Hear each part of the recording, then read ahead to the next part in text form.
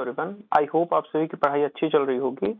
और कंप्यूटर से रिलेटेड काफ़ी क्वेरीज आ रही थी मेरे पास कि कंप्यूटर के क्वेश्चंस नहीं हो पा रहे हैं और कंप्यूटर को कोई ऐसा क्रैश कोर्स टाइप का प्रोवाइड नहीं किया गया किसी के द्वारा। इसलिए आज मैं एक छोटा सा क्रैश कोर्स कंप्यूटर का ला रहा हूँ। इसमें मैंने वो थ्योरीज इंक्लूड की हैं जो प्रीवियस ईयर में एग्जामिनेशन में बहुत बार पूछी गई हैं। और अभी फिलहाल आपका एक एमपी सब इंजीनियर का एग्जाम होने वाला है और उसमें कंप्यूटर का वेटेज भी काफी अच्छा है, लगभग 15 नंबर्स का वेटेज है उसमें। तो अगर आप लोगों ने ये पूरी की पूरी स्लाइड्स देख ली और इसको एक बार रिवाइज करके प्रीवियस ईयर क्वेश्चंस लगा लिए तो 100% श्योर हूं मैं कि 90 to 95% आप स्कोर कर ले जाओगे कंप्यूटर में। तो चलिए शुरू करते हैं। बेसिक्स क्या है कंप्यूटर का, सबसे पहले हम बेसिक्स के बारे में डिस्कस करेंगे। तो थोड़ा इसको मैं जूम कर लेता हूं। अभी आप लोगों को राइटिंग पे मत जाइएगा, बेसिक्स क्या है उसका थोड़ा सा समझिएगा। तो बेसिक कंप्यूटर का सिंपल सा मतलब है, सबसे पहले कंप्यूटर है क्या। तो कंप्यूटर एक जर्मन वर्ड से कॉम्बिनेशन से कंप्यूटेशन, जिसका मतलब होता है आसानी से गणना करना, और ये एक स्विचिंग डिवाइस है, ठीक है ना। अब हम लोग बात करेंगे कि कितने टाइप के जनरेशन के कंप्यूटर्स अभी तक इन्वेंट किए गए हैं और उनका इन्वेंशन किसने किया था और उसमें कौन कौन सी डिवाइस यूज हुई थी। तो जो फर्स्ट जनरेशन का कंप्यूटर था वो 1940 से 1956 के बीच इन्वेंट किया गया था और इसकी स्विचिंग डिवाइस थी वैक्यूम ट्यूब। मतलब जब हमने पहला कंप्यूटर इन्वेंट किया तो हमने वैक्यूम ट्यूब के द्वारा ही पूरा काम किया और वैक्यूम ट्यूब उसमें मेन स्विचिंग डिवाइस था, ठीक है ना। लैंग्वेज इसमें मशीन लैंग्वेज यूज की गई जो बाइनरी थी, जिसको आप सभी जानते हो 0-1 पर वर्क करता है। और इसका एप्लीकेशन क्या था, तो जो पहला कंप्यूटर था फर्स्ट कंप्यूटर, उसका सबसे बड़ा एप्लीकेशन था साइंटिफिक पर्पस के लिए। और इसके दो एग्जांपल आपको याद रखने हैं, ENIAC एंड UNIVA, ठीक है ना। दूसरे सेकंड जनरेशन का जो कंप्यूटर था वो 1556 से 63 के बीच बनाया गया, जिसमें जो मेन स्विचिंग डिवाइस थी वो ट्रांजिस्टर थे। ट्रांजिस्टर्स आपने 11th में या 12th में या अपने ड्यूरिंग इंजीनियरिंग में आपने पढ़ा होगा ट्रांजिस्टर क्या होते हैं। तो जो स्विचिंग डिवाइस थी वो ट्रांजिस्टर थी और इसमें जो हमने लैंग्वेज का यूज किया था वो असेंबली लैंग्वेज का यूज किया था और हाई लेवल लैंग्वेज थी, जैसे C++, जावा, ये सभी क्या होती हैं, हाई लेवल लैंग्वेज होती हैं। तो हमने सेकंड जनरेशन के कंप्यूटर में जो असेंबली लैंग्वेज या हाई लेवल लैंग्वेज का उपयोग किया था और इसका सबसे बड़ा जो एप्लीकेशन था वो था कॉमर्शियल प्रोडक्शन में। जैसे आपने बड़ी बड़ी मशीनें देखी होंगी तो उनके कैलकुलेशन में उपयोगी ये काफी हुआ था सेकंड जनरेशन का कंप्यूटर।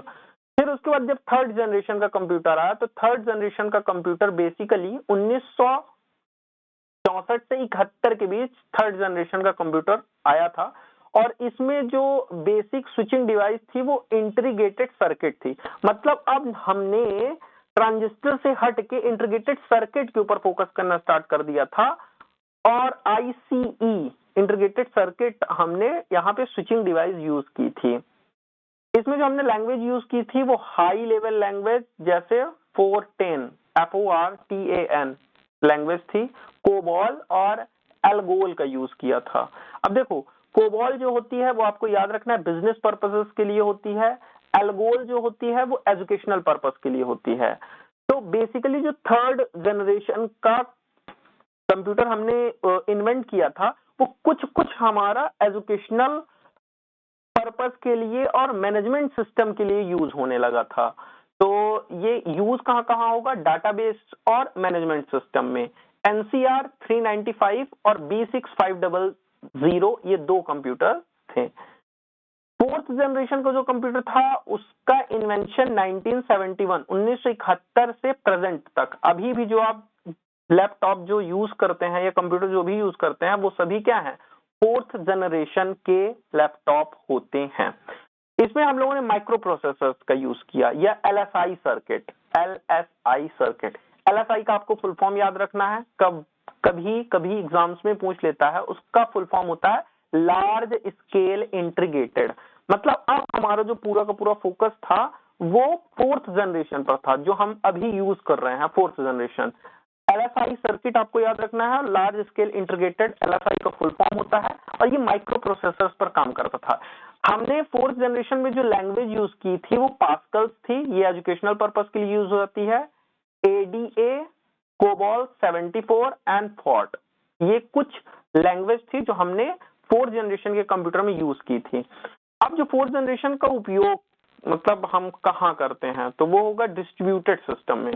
डिस्ट्रीब्यूटेड सिस्टम जैसे वो आपके schools, college, industries, management, business, है ना, हर एक जगह। आपके पर्सनल कंप्यूटर तक में हम लोगों ने 4th जनरेशन का कंप्यूटर इंक्लूड कर दिया है। इसके कुछ उदाहरण है, जैसे इंटेल 4004 चिप एंड मशीनटॉस, ये 4th जनरेशन के कंप्यूटर थे। अब हम बात करेंगे 5th जनरेशन का कंप्यूटर। तो 5th जनरेशन का कंप्यूटर अभी इन्वेंट करना स्टार्ट कर दिया गया है। कुछ कुछ कंपनीज जैसे डेल, HP, आईफोन, एप्पल, ये सब 5th जनरेशन के ऊपर काफी तेजी से काम कर रहे हैं। तो 5th जनरेशन को जो कंप्यूटर होगा वो काफी इंप्रूवमेंट वाला होगा। ये सुपर लार्ज स्केल इंटीग्रेटेड पर वर्क करेगा, super large scale integrated switching system पर वर्क करेगा। और इस पे जो हमारा लैंग्वेज है वो अभी तक डिसाइड नहीं हुई है, लेकिन ये वर्क कहाँ करेगा, आर्टिफिशियल इंटेलिजेंस, जिसे हम AI बोलते हैं, है ना, रोबोटिक्स में ये वर्क करेगा। ये कंप्यूटर ऐसे डे टू डे लाइफ के लिए नहीं कि गेम खेलने के लिए हमने 5th जनरेशन का कंप्यूटर बनाया है। 5th जनरेशन का कंप्यूटर AI पर बेस्ड होगा, आर्टिफिशियल इंटेलिजेंस। आपने टेस्ला की कार देखी होगी, वहां पे AI का यूज हो रहा है ना, बड़े बड़े रोबोटिक्स में AI का यूज हो रहा है। तो 5th जनरेशन AI बेस्ड है, ये काफी इंपॉर्टेंट है। इस बार मे भी क्वेश्चन पेपर में एक क्वेश्चन इसका होगा। ये AI बेस्ड है, ये पैरेलल प्रोसेसिंग मेथड पर वर्क करता है। अब हम लोग थोड़ी सी बात जो करेंगे वो सुपर कंप्यूटर के ऊपर करेंगे, क्योंकि सुपर कंप्यूटर जो है वो अभी काफी ट्रेंड में चल रहा है। तो अगर हम बात करें सुपर कंप्यूटर, तो फुकायू जो है वो अभी का सबसे लेटेस्ट सुपर कंप्यूटर है और सबसे फास्ट सुपर कंप्यूटर है। उसे जापान ने बनाया है 2020 में, जबकि सुमित एंड सीरिया दोनों सुपर कंप्यूटर IBM के द्वारा बनाए गए हैं, जो 2018 में USA में बनाए गए थे। अब आपको एक क्वेश्चन आएगा कि भैया भारत का सुपर कंप्यूटर कौन है, तो भारत में विक्रम नाम का सुपर कंप्यूटर था और वो 1991 में बनाया गया था।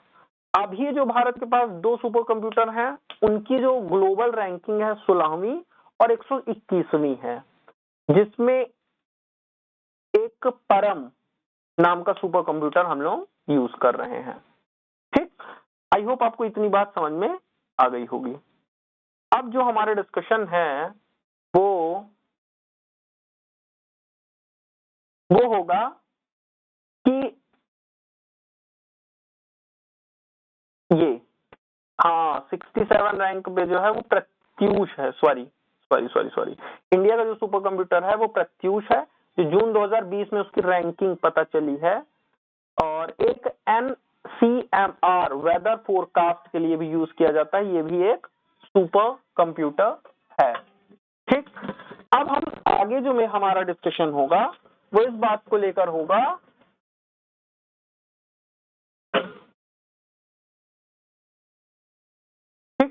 अब आगे जो हमारा डिस्कशन होगा वो इस बात को लेकर होगा कि फर्स्ट सुपर कंप्यूटर मैंने आपको बता ही दिया, इंडिया का कौन सा था, परम 8000। ठीक, सीडैक द्वारा 1991 में बनाया गया था। अब कंप्यूटर जो है वो लैटिन वर्ड से लिया गया है, आई होप आपको इतना पता होगा। और इसमें IC ट्रांजिस्टर से इसको बनाया जाता है। कंप्यूटर सिस्टम कितने प्रकार के होते हैं, तो कंप्यूटर में 3-4 प्रकार के सिस्टम्स या डिवाइस होती हैं। पहला इंटरनल, दूसरा पेरिफेरल डिवाइस, तीसरा सॉफ्टवेयर। ठीक, अब हम बात करेंगे what is the integrated chip. तो इंटीग्रेटेड चिप जो होती है उसका आविष्कार JS कैल्वी ने किया था और CR फर्स्ट कंप्यूटर था सी-रे फर्स्ट कंप्यूटर था जो 1964 में बनाया गया था। ये कंप्यूटर के इंटीग्रेटेड पार्ट्स कौन कौन से होते हैं, ये भी काफी बार क्वेश्चन पूछा गया है। तो कंप्यूटर के integrated parts CPU, monitor and mouse.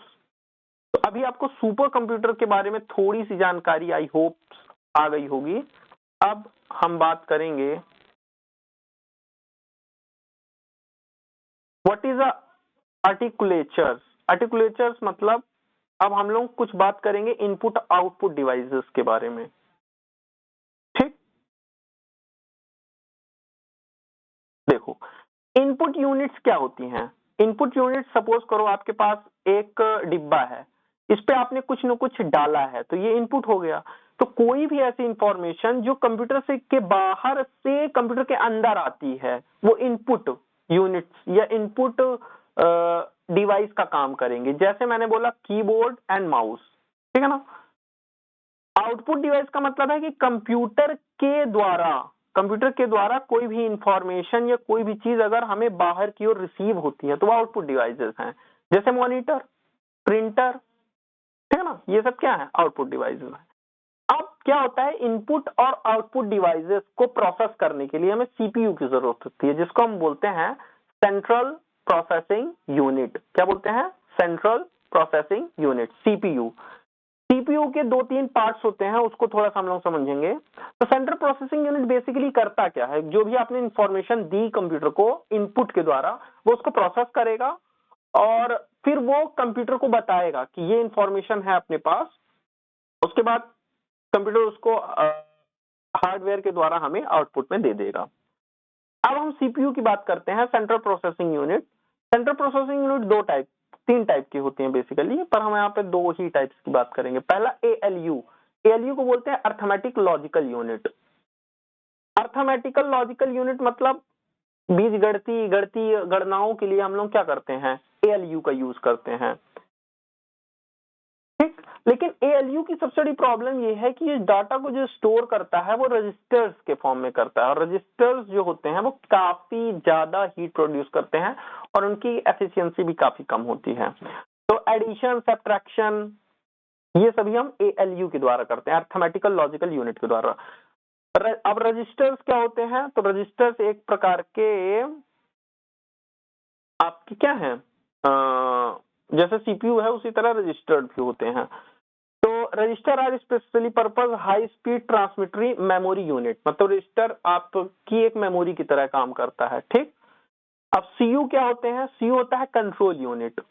अब हमने एएलयू जाना, अब सीयू मतलब कंट्रोल यूनिट। कंट्रोल यूनिट का सिंपल सा मतलब बस इतना है कि इनपुट और आउटपुट डिवाइस के बीच को रिलेट करता है। मतलब आपके पास सपोज करो एक इनपुट डिवाइस है और एक आउटपुट डिवाइस है, इनके बीच जो कोरिलेशन का काम करेगा वह सीयू करेगा, कंट्रोल यूनिट। ठीक, अब हम लोग बात करते हैं मेमोरी यूनिट की। मेमोरी यूनिट का सिंपल सा मतलब है कि जैसे हमें याद रखने के लिए ब्रेन की जरूरत होती है, उसी तरह कंप्यूटर को किसी भी चीज को याद रखने के लिए मेमोरी की जरूरत होती है। किसकी जरूरत होती है, मेमोरी की। ठीक है ना। तो कंप्यूटर के पास 2 मेमोरीज होती हैं, एक प्राइमरी मेमोरी, दूसरा सेकेंडरी मेमोरी। जैसे हमारे पास 2 ब्रेन के पार्ट्स होते हैं, है ना, कॉन्शियस एंड सबकॉन्शियस माइंड। तो बेसिकली मेमोरी 2 टाइप्स की होंगी, प्राइमरी मेमोरी, सेकेंडरी मेमोरी। पर कंप्यूटर्स में आपने बहुत बार देखा होगा कैश मेमोरी, उसके बारे में भी हम डिस्कस करेंगे। तो प्राइमरी मेमोरी क्या होती है, यह एक स्मॉल टाइम के लिए डाटा को स्टोर करने का काम करती है। ठीक है ना, ये स्मॉल टाइम के लिए ही डाटा को क्या करेगी, स्टोर करके रख सकती है, वो प्राइमरी मेमोरी कहलाती है। जैसे रैम, रोम, स्टैटिक्स, है ना। तो रैम के 2 पार्ट्स होते हैं, static ROM and dynamic ROM. जबकि रोम के 3 पार्ट होते हैं, P ROM, E P ROM and E E P ROM. सभी का फुल फॉर्म आपको याद रखना है। रैम का फुल फॉर्म क्या होता है, रोम का फुल फॉर्म क्या होता है, पी रोम का, ईपी रोम का और डबल ई पी रोम का। जबकि सेकेंडरी मेमोरी जो होती है यह लार्ज अमाउंट एंड टाइम के लिए डाटा को स्टोर करके रखती है, जैसे hard disk, CD, DVD, zip, disk and magnetic tape. सबसे सबसे अच्छा इसमें मैग्नेटिक टेप होता है, क्योंकि मैग्नेटिक टेप बहुत पुराने जमाने से यूज कर, आप ट्रांजिस्टर में जो गाना सुनते थे रेडियोज में, उसमें जो आप कैसेट्स लगाते थे ना, वो एक मैग्नेटिक टेप है। हार्ड डिस्क मतलब आप हार्ड डिस्क आपके पास होगी, सीडी डीवीडी सभी लोग जानते हैं, ठीक।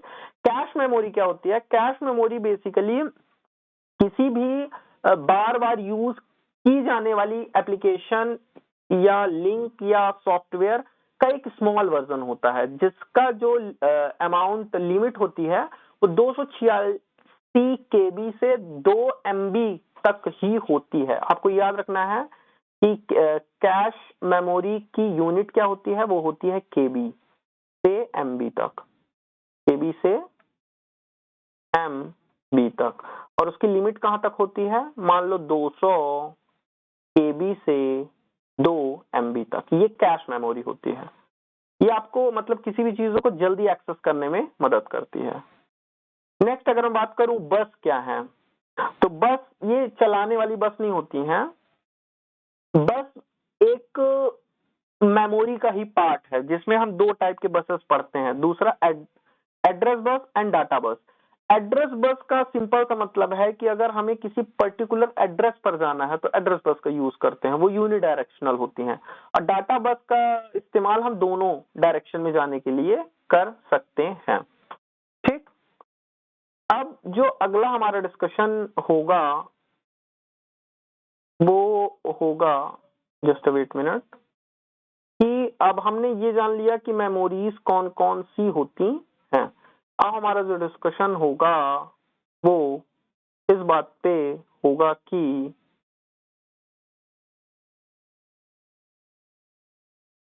हमारे पास इनपुट और आउटपुट डिवाइसेस कौन कौन सी होती हैं, ठीक है ना। आपने मॉनिटर, कीबोर्ड, प्रिंटर, माउस, है ना, सीपीयू, ये सब देखा है डे टू डे लाइफ में। अगर आपने कंप्यूटर को कभी भी देखा है तो ये सब चीजें आपने देखी होंगी। तो इन्हीं में से कुछ पार्ट्स इनपुट के होते हैं और कुछ पार्ट आउटपुट्स के होते हैं, वही आज मैं डिस्कस करने वाला हूं। तो इनपुट डिवाइस क्या है? ये एक इलेक्ट्रॉनिक मैकेनिकल डिवाइस है जो कंप्यूटर के अंदर डाटा को फीड करने का काम करती हैं। यह डाटा मेन मेमोरी में इनपुट होता है, ठीक। अगर मैं बात करूं जैसे कि keyboard, mouse, scanner and microphone, microphone जो आप यूज करते हो, ये सभी क्या है? इनपुट डिवाइसेस हैं। अब इनपुट डिवाइसेस अब कुछ और हो सकती हैं, जैसे MICR, mouse, pointer device, OMR, optical Mars reader, optical Mars reader. आप ने बहुत से लोगों ने ऑफलाइन एग्जाम दिए होंगे, तो उसमें एक OMR शीट रहती है, ऐसे रहती है। तो OMR शीट में जब आप गोला भर के चले आते हो तो उस OMR शीट को चेक करने के लिए कितने क्वेश्चन आपने सही किए हैं, कितने गलत किए हैं, OMR का ही यूज किया जाता है, ऑप्टिकल मार्क रीडर। आपको याद रखना है OMR का full form optical mark reader. कुछ सेंसर्स होते हैं जो आपके इलेक्ट्रॉनिक्स डिवाइसेस में यूज किए जाते हैं, वो भी एक इनपुट डिवाइसेस हैं, क्योंकि वो सेंस करके इंफॉर्मेशन कंप्यूटर को प्रोवाइड करती हैं। Webcam, voice and video capture devices and light pen, they all are the input device. Biometric, जैसे जहां आप फिंगरप्रिंट लगा के आधार कार्ड से पैसा निकालते हो, वो बायोमेट्रिक जो होती है फिंगरप्रिंट सेंसर, वो भी एक इनपुट डिवाइस होती है। अब जब कीबोर्ड की बात आती है तो मैक्सिमम एग्जामिनेशन में कीबोर्ड के ऊपर क्वेश्चंस पूछ लेता है कि कीबोर्ड की कौन कौन सी फंक्शनल कीज होती हैं। तो चलिए देखते हैं कि अगर आपके पास एक कीबोर्ड है और उस कीबोर्ड में अगर आपने F1 प्रेस कर दिया तो क्या होगा, F2 प्रेस कर दिया तो क्या होगा, F3 प्रेस कर दिया तो क्या होगा। तो सिंपल सा मतलब है कि अगर मैंने F1 प्रेस कर दिया तो डिस्प्ले हेल्प स्क्रीन, मतलब अगर आपको हेल्प वाली स्क्रीन ओपन करनी है तो आप F1 को प्रेस कर दोगे। अगर आपने F2 को प्रेस कर दिया तो जो फोल्डर है वो हाईलाइट हो जाएगा। अगर आपने F3 तो ओपन द सर्च टूल, अगर आपको कोई भी टूल सर्च बार से टूल सर्च करना है तो आपको F3 प्रेस करना है। जैसे ही आप F3 प्रेस कर दोगे तो ओपन सर्च टूल ओपन हो जाएगा। अगर आपने Alt F4 Alt+ F4 press कर दिया तो आपका जो करंट स्लाइड, जैसे मैं यहाँ पे पढ़ा रहा हूं और मैंने ALT F4 को प्रेस कर दिया, तो ये पूरी की पूरी जो स्लाइड है वो कहाँ बंद हो जाएगी। तो किसी भी विंडोज को बंद करने के लिए हम लोग क्लोज द करंट विंडोज को बंद करने के लिए हम लोग ALT F4 का यूज करते हैं। अब अगर बहुत देर तक लैपटॉप चलते चलते थोड़ा सा हैंगअप होने लगा है या प्रोसेसिंग कम हो गई है, तो हम लोग F5 से उसको क्या करते हैं, रिफ्रेश करते रहते हैं, F5 दबा दबा के। F6 का सिंपल सा मतलब होता है cycle through screen element.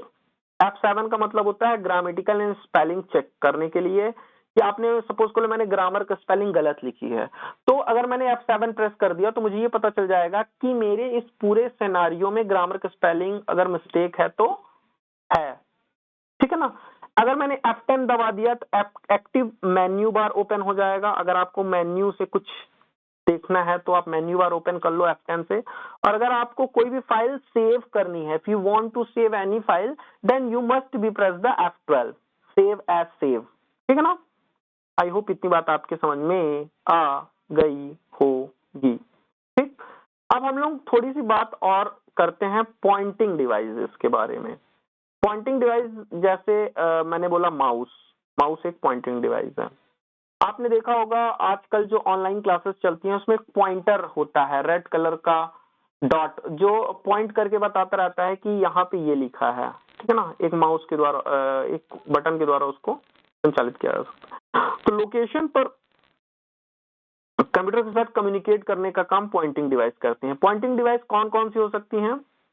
Mouse आपकी पॉइंटिंग डिवाइस हो सकती है, ट्रैक बॉल आपकी पॉइंटिंग डिवाइस हो सकती है, जॉयस्टिक हो सकती है, लाइट पेन हो सकती है, एंड टच स्क्रीन हो सकती है। क्योंकि टच स्क्रीन भी पॉइंट करके हम लोग जैसे अपने मोबाइल फोन में टच करके आगे की ओर चीजों को मूव कराते रहते हैं, तो हम कहीं ना कहीं उसको पॉइंट करके आगे की ओर मूव कराते हैं, ठीक। माउस की अगर मैं बात करूं तो माउस के बारे में थोड़ी सी जानकारी आपको पता होनी चाहिए कि माउस क्या है। तो बेसिकली अगर आप माउस की बात कर रहे हो तो माउस जो होता है वो एक लेजर लाइट पर वर्क करता है। लेजर लाइट का सिंपल सा मतलब ये है कि आपके माउस में वो जो रेड लाइट नीचे जलती रहती है वो जिधर की ओर पॉइंट होगी उधर ही की तरफ माउस और कंप्यूटर कम्युनिकेट करेंगे।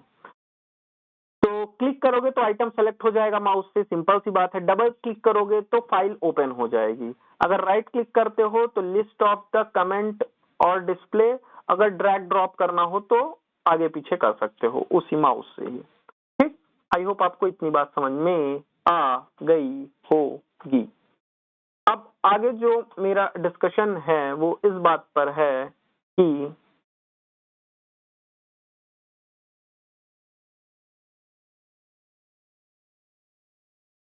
कुछ इंपॉर्टेंट बातें हैं, जैसे OMR शीट को चेक करने के लिए OMR का यूज किया जाता है, ठीक। MICR का फुल फॉर्म बता दो, MICR का फुल फॉर्म बता दो, मैग्नेटिक इंक कैरेक्टर रिकॉर्गनाइज। अब MICR का यूज कहाँ किया जाता है? मैग्नेटिक इंक कैरेक्टर रिकॉर्गनाइज का यूज बैंक में चेक के QR कोड को स्कैन करने के लिए किया जाता है। स्कैनर की हेल्प से हम लोग कॉपी और राइट का डॉक्यूमेंट कर सकते हैं। एक गूगल ग्लास आपने देखा होगा, काफी महंगा था। उसमें क्या था कि अगर आपने गूगल ग्लास आंखों पर पहन लिया तो जो काम आप स्मार्टफोन से कर सकते हैं वही काम आप गूगल ग्लास से कर सकते हैं, पर वो काफी महंगा था इसलिए वो चल नहीं पाया इंडिया में। बिट मैप इमेज को कैरेक्टर में बदलने के लिए OCR का यूज किया जाता है।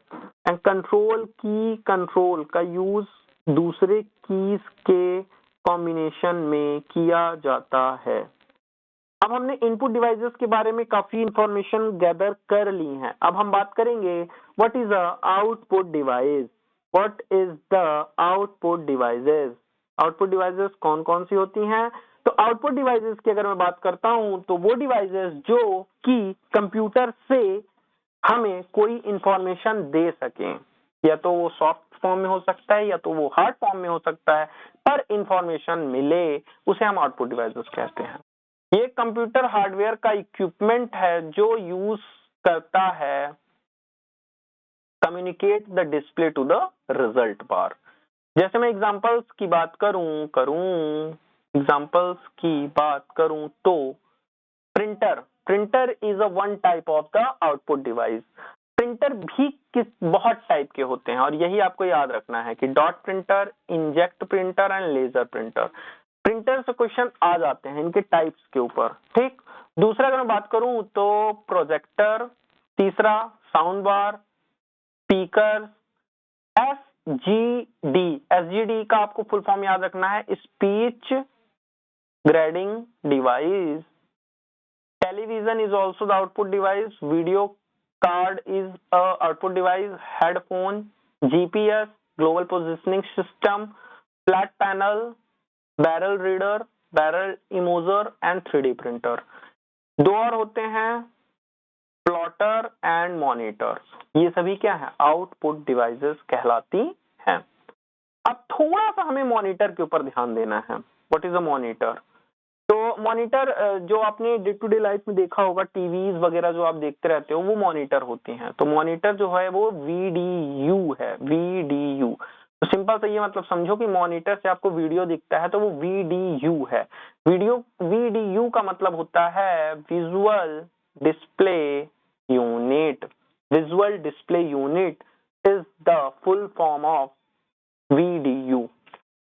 अब डिस्प्ले रिजल्ट्स को दिखाने के लिए हम लोग वीडियो का यूज करते हैं। ये CRT कैथोड रे ट्यूब से पहले बनाए जाते थे, फिर हमने उनको LED पर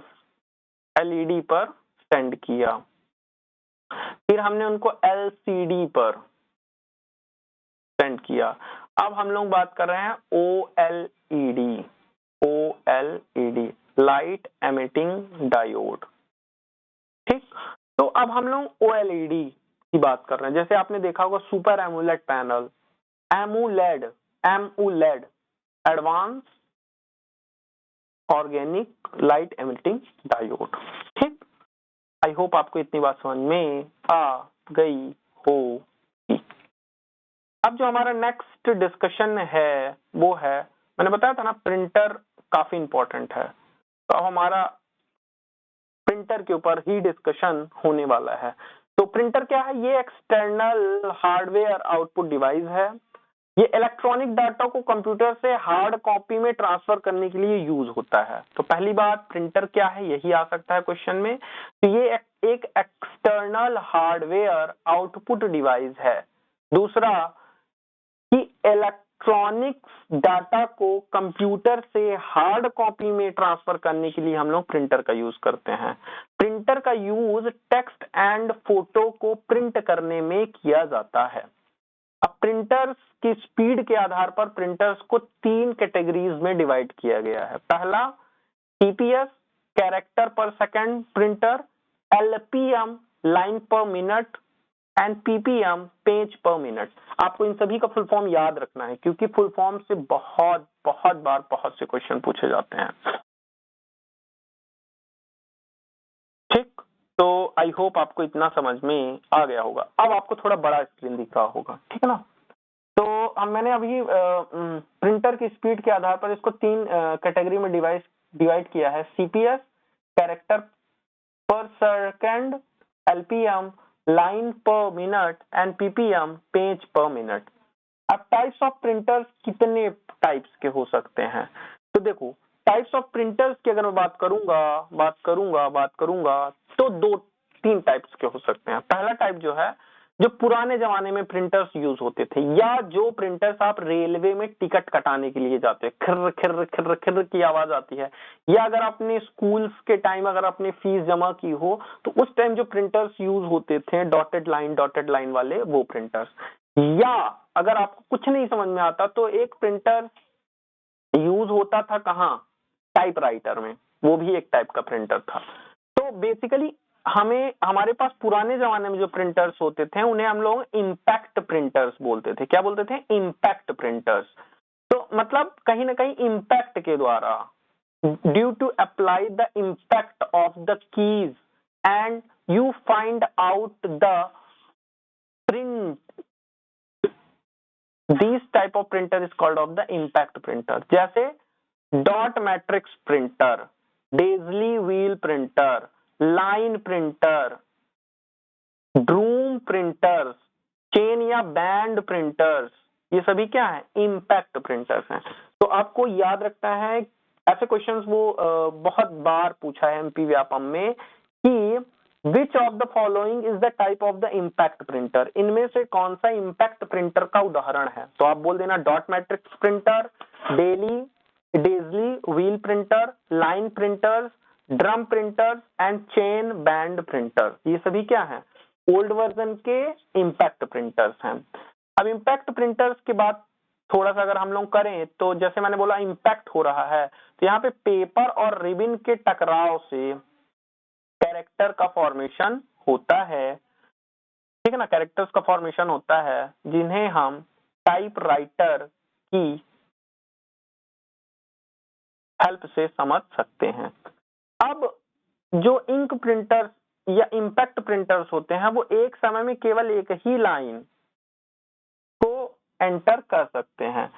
अब जो लाइन प्रिंटर्स होते हैं, लाइन प्रिंटर्स की स्पीड थोड़ी सी अच्छी होती है डॉट प्रिंटर्स की तुलना में। डॉट प्रिंटर्स की तुलना में जो लाइन प्रिंटर्स होते हैं वो काफी अच्छे होते हैं। नेक्स्ट जो मेरा डिस्कशन है वो नॉन इम्पैक्ट प्रिंटर्स के ऊपर है। नॉन इम्पैक्ट प्रिंटर्स मतलब वो प्रिंटर्स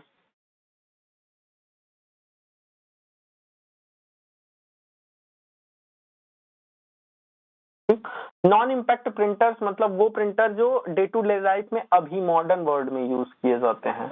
उनमें पहला है इंकजेट प्रिंटर, दूसरा है लेजर प्रिंटर, तीसरा है थर्मल प्रिंटर और चौथा है इलेक्ट्रोस्टैटिक प्रिंटर। इंकजेट प्रिंटर मतलब यहाँ पे एक इंक बार बार बार बार एक फ्लो के फॉर्म में, जेट के फॉर्म में क्या होगी? एक पूरे लाइन में प्रिंट करने के लिए यूज होगी। लेजर प्रिंटर में हम लोग बेसिकली रिबिन का यूज करते हैं। आगे मैं आपको बताऊंगा कैसे रिबिन हम लोग इसमें इसका यूज करते हैं, रिबिन का यूज करते हैं। थर्मल प्रिंटर में हम लोग बेसिकली लाइट से और इलेक्ट्रोस्टैटिक्स प्रिंटर में बेसिकली इलेक्ट्रोस्टैटिक से प्रिंटिंग करते हैं। थोड़ा सा इसके बारे में आपको अगर और बताऊं तो इलेक्ट्रोस्टैटिक्स केमिकल्स इंकजेट टेक्नोलॉजी। देखो इंकजेट टेक्नोलॉजी में हम लोग क्या करते हैं? इलेक्ट्रोस्टैटिक केमिकल कंपोजिशंस के थ्रू करते हैं। अभी आपको ज्यादा उसमें जाने की जरूरत नहीं है, बस आपको इतना जानना है कि इंकजेट प्रिंटर से क्या होता है। एनआईपी से हाई ग्राफिक क्वालिटी की प्रिंटिंग हो सकती है।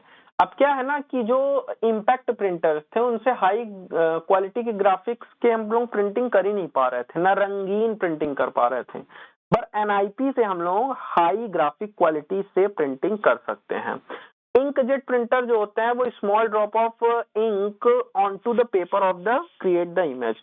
तो इंकजेट प्रिंटर जैसे मैंने आपको बताया कि वो कई एक इंक लेकर रखते हैं अपने पास मशीन में और उसी इंक की बूंद बूंद पेज पर गिराते रहते हैं और जिससे उसके इम्पैक्ट से, उसके इंप्रेशन से वहां पे प्रिंट हो जाता है।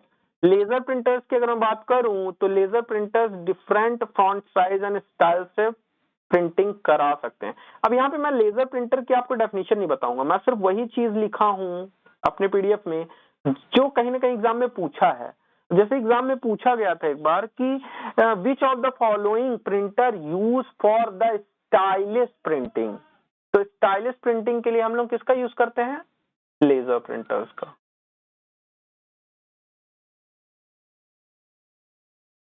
ये laser light to produce the dot. I hope आपको इतनी बात समझ में आ गई होगी। अगर इतनी बात समझ में आ गई तो फिर आगे हम मूव कर सकते हैं। ठीक, 26।